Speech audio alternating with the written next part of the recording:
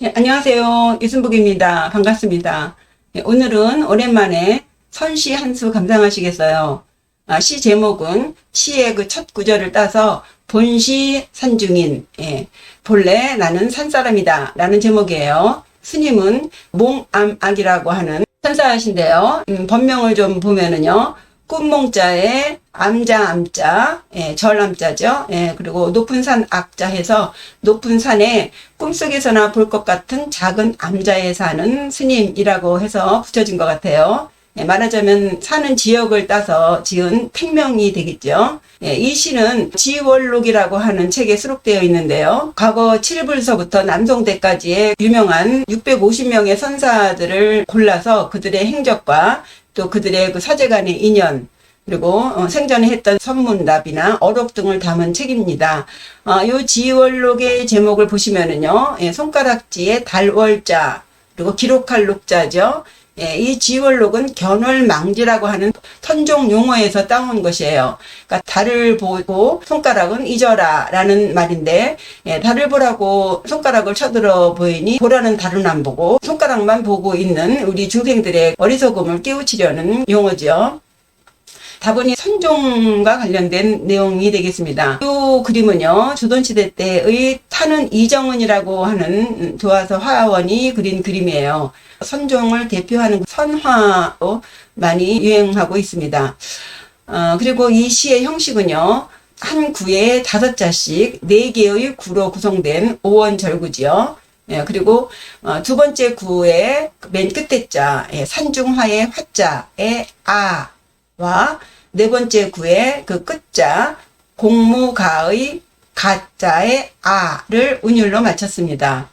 먼저 본문과 해석을 읽어보면서 전체적인 내용을 파악해 보겠습니다. 본시 산중인 애설 산중화 본래 산사람이라 산속에 이야기하는 것을 좋아하노라.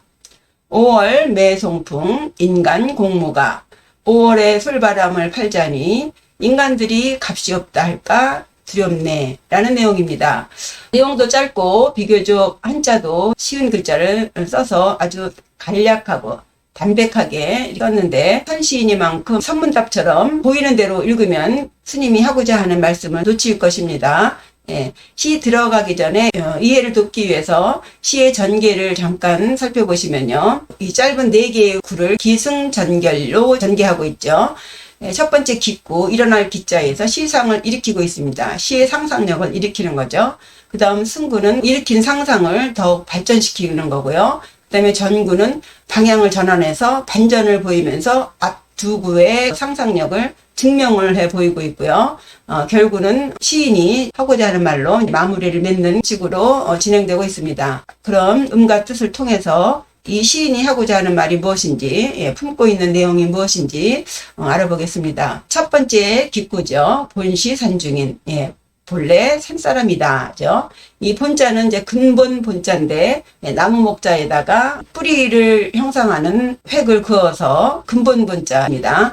그래서 여기서는 부사로 쓰여서 본래라는 의미예요. 그리고 시자는 지시대명사로 쓰였어요. 이것. 그래서 여기서는 이 사람. 작가가 자신을 칭하는 지시대명사죠. 그다음에 산속의 사람. 그래서 본래 이 사람은 산속 사람이다입니다. 보시다시피 시인은 이 첫 구에 거두절미하고 나는 본래 산사람이야. 나는 뼛속까지 산사람이야. 라고 마치 포문을 열듯이 뱉어내듯이 이렇게 말을 하고 있죠.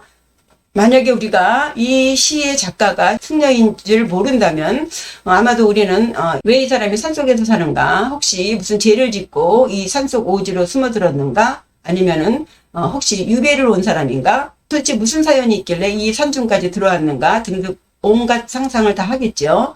그런데 우리는 이 시의 작가가 승려의 신분인 줄 알기 때문에 본시 산중인이라고 딱 전제를 함으로써 독자들이 이 작가에 대한 일체의 그 호기심이나 의심, 궁금증 같은 것은 한 번에 해소되겠죠. 그런데 그렇다고 하더라도 왜 굳이 자신을 산중인이라고 했을까요? 자신이 승려라는 그 신분을 분명하게 해줄 수 있는 시어가 있을 텐데 말입니다. 어쩌면 이 시인은요, 산중인이라는 시어를 사용함으로써 자신은 이 산 밖에 사는 속가인들과 분명히 구별짓고 싶어 해서는 아니었을까. 예, 그리고 또 한편 또 산이라고 하는 곳에서 느낄 수 있는 그 연기를 받고 사는 사람이라는 것도 있겠고요. 또 무엇보다도 수행자라는 것, 그것에 대한 자부심이나 자긍심 같은 게 있는 분이 아니었을까 싶어요. 그래서 당당하게 나는 산속 사람이야. 말하자면 나는 수행자야. 이러는 거죠. 그 이외에 없어. 이거예요. 우리는 흔히 내가 앉은 자리가 수행터고 내가 앉은 자리가 부처 자리라고들 하죠. 뭐 굳이 산중 사람이라고 뭐 잘난 척 할 것도 없을 것 같은데, 이 스님은 굳이 이 산중이라는 시어를 사용해서 자신은 그덕에 사는 사람이다. 그러면서 가만히에 스스로 프라이드를 드러내고 있는 것 같아요. 사실 집의 가치라는 것은 그 속에 누가 사느냐도 달려있지만 또 어떤 집에 사느냐에 따라서 그 사람을 평가하기도 하지 않습니까? 아마도 이 시인이 이 산속에서 살기로 결정했을 때에 남다른 경험이 있지 않았을까 하는 생각도 해봅니다. 우리 보통 사람들이 집을 마련할 때도 사실 그 경제 사정이며 활동 범위며 두루두루 알아보잖아요. 특히 수행을 하는 사람들이 수행터를 알아볼 때는요, 속가 사람들의 몇 배로 심사숙고해서 신중하게 터를 찾아 헤매지 않습니까? 그야말로 일생일대의 과업을 목적으로 하는 사람들이기 때문에 우리 보기에는 뭐 쓰러져가는 허름한 암자라 할지라도 그것이 절대로 그냥 들어가 사는 그런 집이 아니죠. 여러 가지 수행에 적합한 조건들도 맞춰봐야 되고 하늘이 감추고 땅이 숨긴 그런 승지를 찾아서 자리를 잡았을 거예요. 천기와 지기가 다 몰려있는 그야말로 도인이 날 수 있는 터를 찾아야 되잖아요. 그렇게 해서 이 산속에서 머물기로 결정을 하지 않았을까 하는 생각도 해보고요. 어쨌든 이 기구에서 본시산중인이라는 나는 산사람이야.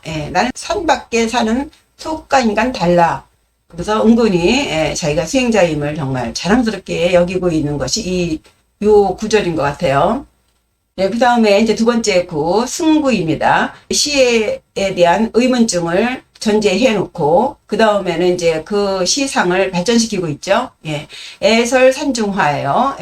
사랑할 애자, 말씀설자, 산중화, 대화할, 말할 화자예요. 그래서 산속에 사는 사람이기 때문에 산속에 대한 이야기를 하는 것을 좋아해. 이거죠.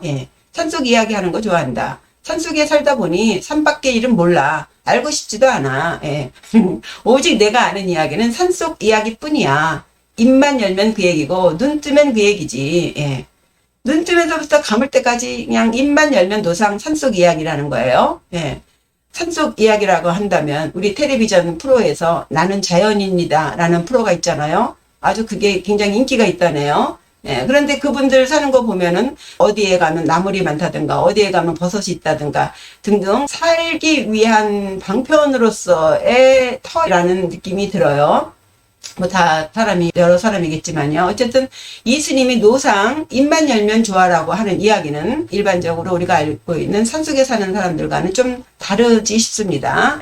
이 스님이 눈만 뜨면 입만 열면 하는 그 이야기, 그 얘기는 무엇일까요? 당연하게 도 닦는 이야기겠죠. 오직 법에 관한 이야기뿐이에요. 아는 게 없어요. 그 외에는. 어떻게 하면 이 욕계를 벗어날 수 있을까? 어떻게 하면 이 끊임없이 나를 괴롭히는 이 번뇌망상을 끊을 수 있을까?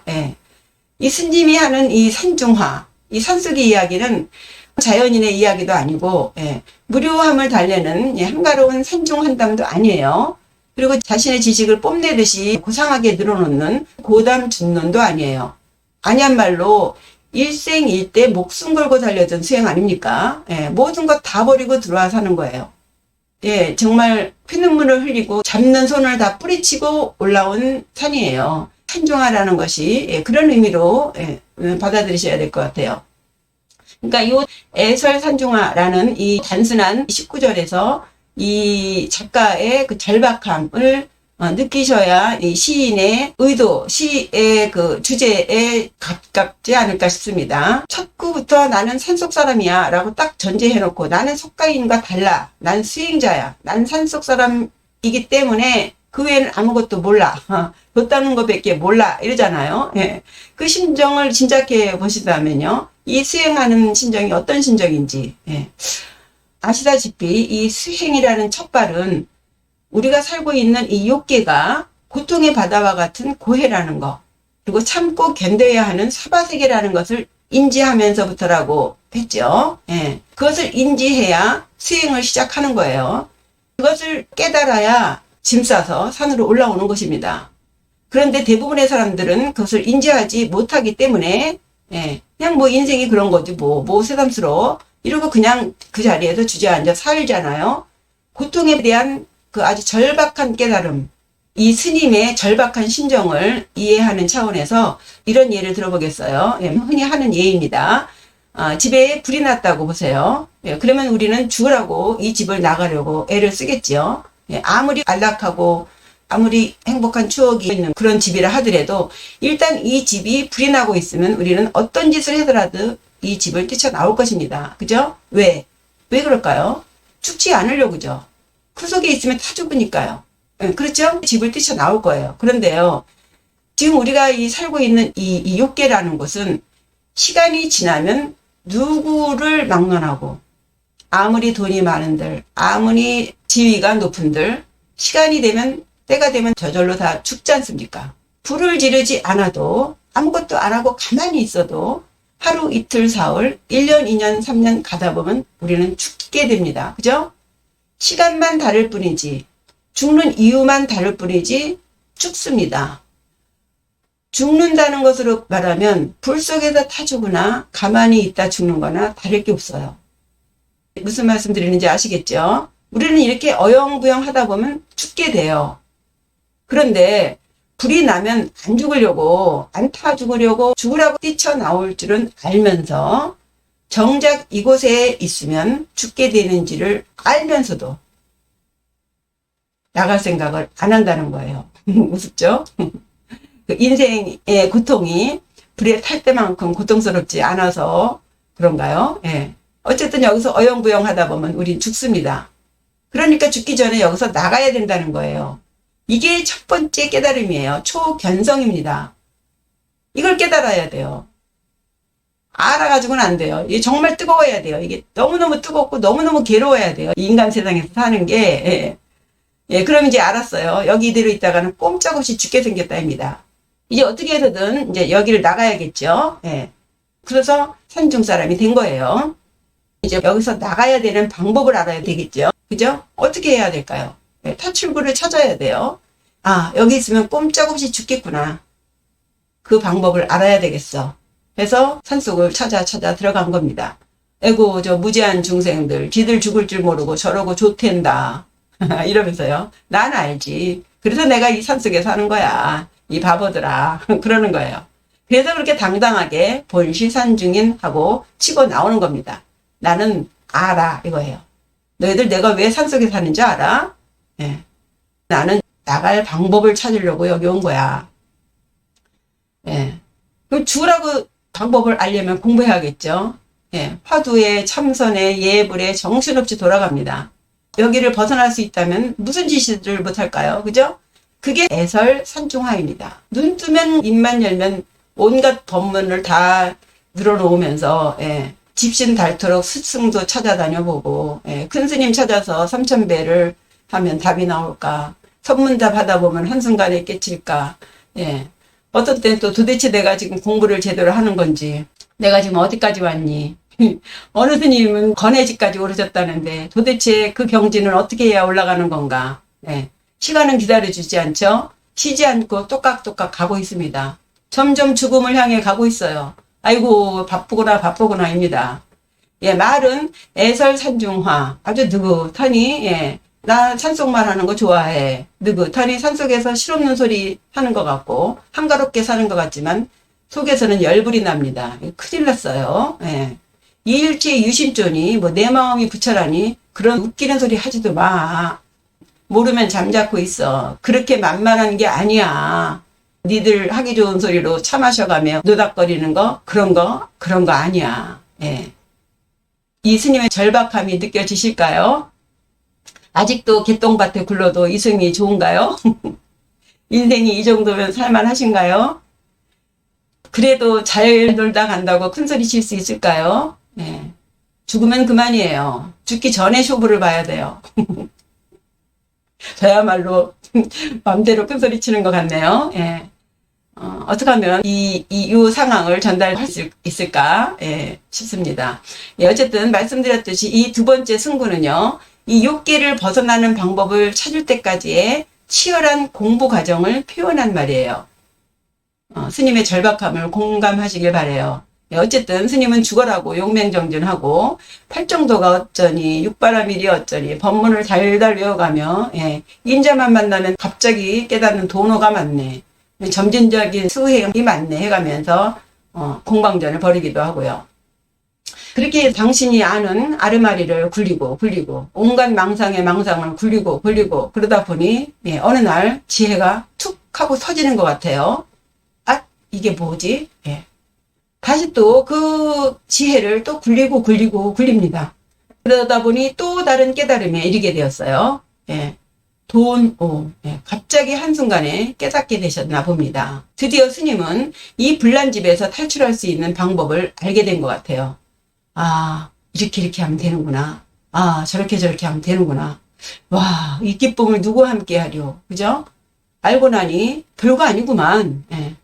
여태 뭐하고 살았지? 이런 거예요. 어쨌든 지금이라도 알았으니 다행이죠. 그런데 가만히 돌아보니 이 방법만 안다고 여기서 이 불탄 집에서 나갈 수 있는 것이 아니네요.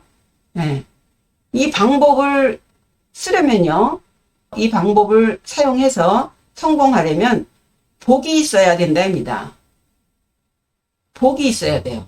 공덕을 쌓은 게 있어야 돼요. 그리고 무엇보다도 복도 복이지만 빚이 없어야 여기서 나갈 수 있다입니다. 빚쟁이는 못 나간대요.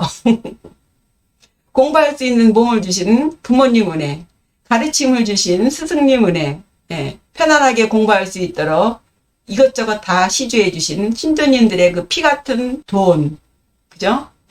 그 믿음. 태어나면서부터 지금 이 순간까지 받았던 그 많은 은혜들을 갚지 못하면 못 나간다예요. 그거 다 돌려줘야 돼요. 어느 세월에, 그죠? 큰일 났습니다. 시간이 없어요. 이걸 무슨 수로 다 갚겠어요? 오직 평생 한 것은 여기 들어와서 공부한 것밖에 없는데 무슨 수로 이 은혜를 다 갚을 수 있겠습니까? 욕계를 벗어날 방법을 안들 베푼 공덕이 없고 빚이 있으면 그 방법은 아무 소용이 없다예요. 그리고 그 방법을 한다 해도 안 된다고 합니다. 그렇다면 반대로 깨닫지 못해도 복덕만 많이 지으면 이 불탄 집에서 나갈 수 있을까요? 못 나가죠. 왜? 복덕이 많아도 깨달음이 없으면 이 집을 나가야겠다는 깨달음이 없기 때문에 나가지 못하는 거예요. 나가야겠다고 생각을 해야 나가죠. 나가야겠다고 생각을 안 하니 방법도 알 수 없죠. 그래서 일단은 깨달아야 돼요. 아, 여기서 나가야겠구나. 이것이 첫째 전제고요. 그 다음이 복덕을 쌓아야 그래야 나간다는 거예요. 빚쟁이는 못 나가. 그런데 도대체 뭐하고 살았나 싶죠. 할 줄 아는 거라곤 참선수행밖에 할 줄 모르잖아요. 어느 세월에 세상에 나가서 복을 짓는답니까? 어쨌든 스님은 이제 보살행을 해야 돼요. 그죠? 요 단계가 시무도의 마지막 단계인 입전수수예요. 드디어 산중을 벗어나서 세상에 나가야 되는 그런 단계입니다. 법보시도 해야 되고 중생들 두려움도 위로해줘야 되고 할 수만 있다면 재물보시도 해야 합니다. 배운 것이 도덕질이라고 산중 사람으로서 그나마 잘할 수 있는 것이 이 삼보시 중 법보시겠죠. 이제 그동안 공부해서 깨친 것을 세상에 퍼뜨려야 돼요. 내가 알고 있는 거 이제 나만 알면 안 돼요. 그것을 한 사람이라도 더 많이 알게 해서 그들을 깨우쳐줘야 됩니다. 지금까지는 누가 볼까, 누가 들을까 꽁꽁 숨어서 자기만 알고 깨친 것이죠. 이제 이것을 공공연하게 세상에 알려야 돼요. 여기는 불난집이에요. 여기에 이러고 있으면 죽습니다. 알려줘야 돼요. 시장에 가게를 열어서 중생의 병에 따라 약을 팔아야 됩니다. 스님은 무슨 약을 어떻게 팔아야 될지요. 두 번째 연이죠. 5월 매송풍 인간 공무가입니다. 5월의 솔바람을 팔자니 인간이 가볍다 할까 두렵다. 짐작이 가시죠? 앞구부터 보시면요. 5월 매송풍, 5월은요, 음력 5월이죠. 예. 절기로 보면 중하입니다. 한여름이에요. 그 다음 송풍, 소나무 송자죠. 이 소나무는요, 학과 매우 밀접한 관계가 있는 나무죠. 예. 청송백학류라는 말이 있어요. 푸른 소나무는 백학의 누각이다. 요 누각누자를 병풍병자로도 많이 씁니다. 예, 보신 분들도 계실 텐데, 이게 지방에 가시면요, 지금 지명이 생각이 안 나는데, 송시열 그 묘토 옆에요, 큰 소나무 밭이 있어요. 그 소나무 밭에 해질녘이면 어디 갔다가 돌아오는지 그 소나무 밭이 온통 하얗게 백로로 덮여 있는 그런 장면을 볼 수 있습니다. 예, 말하자면 소나무는 학의 집이라는 거죠. 예, 그러면은 이 집의 주인은 당연히 학이겠습니다. 동양에서는 이 백학을 선도를 깨친 신선의 모습으로 여겨요. 이불도 성가를 망라하고 수행하는 자들에게는 로망이죠. 혹시 천년학이라는 말도 들어보셨는지요? 이 천년학이라는 단어로 영화도 만들어진 것도 있던데 내용은 다른 거죠. 천년학이라는 말은 중국 한나라 때 정영위라는 선비가 선도를 닦기 위해서 영허산이라고 하는 영산에 가서 천년 만에 도를 이루고 나오는데 그때 학의 몸을 빌어서 돌아왔다 해서 천년학이라고 합니다. 이렇게 천년 만에 고향에 돌아와서 보니 그 옛날에 그 고향 사람들이 모두 죽고 그 자리에는 그 옛날 사람들의 묘지만 남아 있었답니다. 예, 그래서 이 학귀화표라고 하는 이 사자성어는요, 학이 돌아오다, 그죠? 요 화표라는 말은 공동묘지 앞에 그 편말을 써놓은 그 기둥이라고 하네요. 그래서 학이 돼서 돌아와 보니 옛 고향 사람들이 다 무덤에 다 들어가 앉아 있으니 이 화표 기둥 위에 앉아서 그야말로 자기 죽을 줄 모르고 도 닦지 않고 공부하지 않고 허망하게 죽은 무지한 사람들을 지적하는 그 오도송에서 유래된 말이에요. 이 일화로 인해서 학은 신선의 상징으로 여겨지고 있습니다. 여기 보이는 이 그림이 조선시대에 도화서 화원인 김명북의 선비와 학이라는 그림이에요. 피골이 상접한 수행자가 고개를 이렇게 떨구고 어깨를 늘어뜨린 채 수행에 지친 모습으로 앉아있고 그 스님의 이런 지친 모습에는 아랑곳 없는 모습으로 백하게 그려져 있죠. 이처럼 동양에서는 학을 그 깨달음의 표상으로 표현한 그림들이 많이 있습니다. 다음 풍자를 보시면요. 이 풍은요, 단순히 바람이라는 의미를 넘어서 교화 혹은 감화의 의미가 내포되어 있어요. 주역 57번 중풍 손께에는요, 바람의 특징을 공손한 손자를 써서 출입할 때의 입이라고 규정합니다. 들어갈 입이요. 말하자면 이 공간에서 저 공간으로 들어갈 때는 공손하게 몸을 낮추어 들어간다는 거죠. 그래서 감화시키는 것, 이런 것은 공손하게 몸을 낮추고 들어가야 된다는 것이 베이스로 깔려 있고요. 또 5월 송풍의 특징이라고 한다면 얼음을 깰 정도의 훈훈한 봄바람도 아니죠. 그리고 대지를 얼릴 정도의 찬바람도 아니에요. 한더위에 뜨거운 더위를 식혀주는 일진 광풍과 같이 시원한 한 줄기 청량한 바람의 의미가 있고요. 또 봄에 뿌린 씨의 열매를 맺게 해주는 결과물을 안겨주는 그런 바람이기도 하고요. 또 이 천지자연의 현상을 가지고 법을 절하는 무정설법의 하나로 부는 솔바람이죠. 요 무정설법에 관한 이야기는 이후 그 소동파의 시 오도송을 통해서 소개를 드리겠습니다.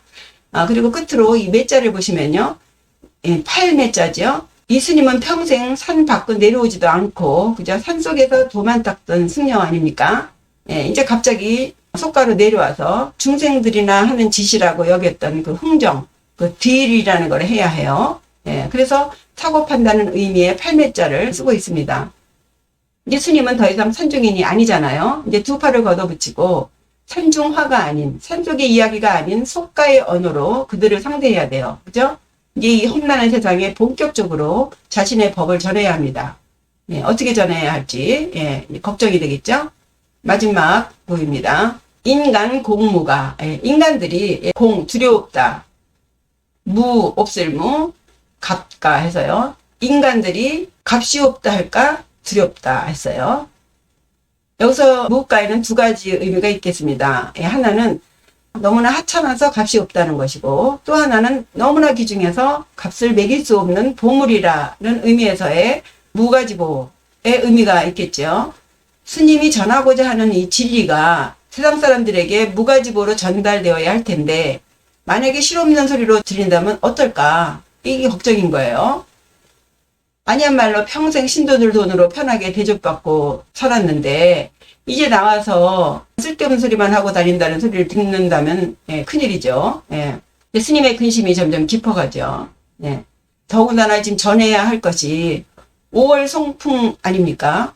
불경을 통해서 전해야 하는 교법이 아니에요. 말로 하는 것이 아니에요. 선법으로 전해야 하는 거예요.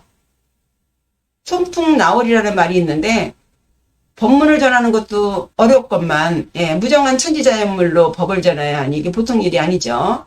목이 터지도록 말을 해도 못 알아들을 텐데 이 무정설법을 어떻게 하냐고요.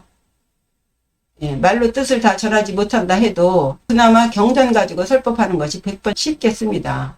그리고 또 근기가 달라서 노자도 도덕경에서 그랬잖아요. 상사는 도를 들으면 열심히 행하고 중근기의 사람은 도를 들으면 반신반의한다. 어떤 때는 열심히 하고 어떤 때는 별거 아니구만 이렇게 하고, 근데 하근기의 사람은 크게 소리내서 웃는다. 그들이 그렇게 크게 웃지 않으면 도가 아니다. 도라고 할 수 없다라는 말이 있잖아요. 이 도라는 것이 버선발 벗어 보여주듯이 하는 것이 아니지 않습니까?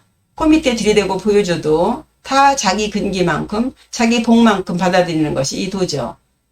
공부 많이 했다고 도를 알아듣는 것도 아니고, 공부 못했다고 도를 못 알아듣는 거 아니에요. 다 공동만큼 가는 거예요. 우리가 머리로 지식으로 통하는 것이 아닌 이 도를 전달하는 것이 쉽지 않잖아요. 이신전심으로 마음에서 마음으로 전달하는 것인데 우리가 문자나 말로 전할 수 없는 거잖아요. 도라는 것은 그 도라고 말하는 순간 바로 그것은 도가 아닌 것이 된다고 했듯이, 깨달음이라는 것은 이런 것이야, 진리는 이런 것이야 라고 목이 터지게 말하는 순간 이미 그 도는 도가 아닌 것이 되니 이 스님의 고민은 어떻게 해야 되나? 방법이 없죠. 게다가 속가 공부도 해야 되죠. 물정을 하나요? 인심을 하나요? 속가라는 것이 그렇잖아요. 화려하고 번잡스럽고 웬만한 자극에는 반응이 없어요. 하물며 이 고요한 산속에서의 솔바람 소리, 졸졸졸 흐르는 시냇물 소리, 이런 것으로 법문을 한다니 들리겠습니까? 어쩌면 그들을 건진다고 하다가 되려 그 속에 빠져버릴 수도 있을 것 같아요. 그죠? 말로는 자비를 베푸는 것 같지만 속을 들여다보면 자신의 부귀영화를 위해서 하는 경우도 많죠. 마차하면 신념공부 도라미 탑을 될 것도 같고, 이거 보통 고민이 아니죠. 그런데 그렇다고 하더라도 여기서 다시 또 눈여겨볼 것이 이 두려워할 공짜죠. 이 난데없이 스님이 두렵다고 하잖아요. 이 수행하는 목적이 뭐였나요? 수행하는 목적이 번뇌 없애기 위해서 하는 거 아니었어요. 애초에 마음의 두려움을 없애기 위해서 깨달았다고 하는데 갑자기 어울리지 않는 글자, 두려워할 공자가 딱 나오잖아요. 소위 깨달은 자로서 평생 갈고 닦은 공부를 세상에 전하게 되었는데 여태 한 공부는 다 어디로 가고 뭘 두려워한다는 거예요. 부처님도 중생을 구제하기 위해서는 근심을 하셨다라고 했죠. 이 스님의 두려움은 바로 이런 두려움이죠. 꺼지지 않는 오욕 출정에서 솟구치는 그런 두려움이 아니라 자신의 부귀영화를 위한 욕심사나운 근심이 아니라 오직 중생 구제 못할까, 그게 두려운 거죠. 마치 관세음보살님이 중생들의 삶을 보며 한없이 눈물을 흘린다고 했듯이 잃어버린 양 한 마리를 끝내 찾지 못할까 전전긍긍하는 두려움입니다. 스님이 전하고자 하는 이 진리가 세상 사람들에게 무가지보로 전달되어야 할 텐데 만약에 실없는 소리로 들리면 어떻겠습니까? 부지런히 구제할 방법을 찾아야겠어요. 걱정이에요. 여기까지가 이제 스님의 시예요. 이제 여기에 조금 덧붙이자 보면 이 스님이 벗어날 수 있는 방법이 무엇일까요? 이 스님은 이 근심을 어떻게 풀어야 할지, 앞서 말씀드렸다시피 벗어나는 방법을 알았다고 해서 그 방법을 실천할 수 있는 것도 아니고 그 방법을 실천한다 해서 성공한다는 보장도 없습니다. 그것은 스님의 공덕 여하에 달려있다고 했어요. 여태 공부하기 바빴지 무슨 복을 지을 때가 있었겠습니까? 평생 그 신도들 신세만 지고 산 인생이라고 해도 과언이 아니죠. 이제라도 부지런히 공덕을 지어야 되죠. 근데 이 공덕 짓기가 쉽지가 않죠. 예. 잃어버린 양 한 마리 찾는다는 것이 이렇게 쉬운 게 아니죠. 그 잃어버린 그 양이 보통 평범한 양이 아니에요. 죽으라고 말 안 듣고 끝내 하지 말라는 짓을 골라만 하더니 그렇게 잃어버려진 거예요. 그러니 절대 끌고 가고 싶지 않은 양이에요. 찾고 싶지도 않아요. 이게 예수님의 고민이죠. 예. 어떻게 이 잃어버린 양을 찾을까요? 예. 뭐 어떻게 해야 찾을 수 있을까요? 글쎄요. 예. 그것은 오직 순수한 자비심으로만이 해결될 것 같아요. 진정 마음에서 우러나오는 그 자비심이 없다면 그 잃어버린 양 끝내 찾을 수 없을 거예요. 그리고 스님 또한 벗어나지 못하실 것 같아요. 그 미운 양, 그 못된 양, 그 양에 대한 자비심.